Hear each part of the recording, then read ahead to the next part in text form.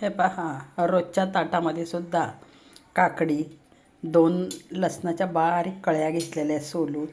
ह्या हृदयासाठी खूप छान रक्तप्रवाह होतो.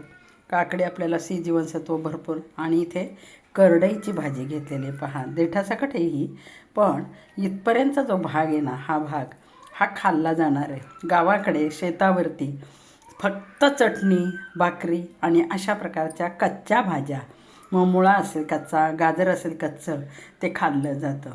तर आपणही जेव्हा कधी करडई घ्याल तेव्हा भाजी करताना 2-4 ठोंब त्याची अशी बाजूला ठेवायची आणि कच्चीच खायची, धुवून खायची. पण आता खेड्याला पूर्वी काही औषध नसायचं, पण आत्ता सध्या औषधं खूप असतात.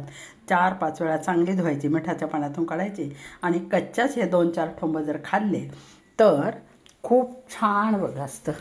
तब्येतीलाही चांगलं असं. हे पाहिजे करडईची भाजी धुवून ठेवलेली मी सर्वांना ताटाला लावायला. आता मी पण घेतलेली माझ्या ताटामध्ये आणि खाणार आहे. तुम्ही पण अशा रोजच्या याच्यामध्ये कच्च्या भाज्या असतील, 2 भेंड्या खा, काकडी खा, गाजर खा, मुळा खा, ही भाजी खा.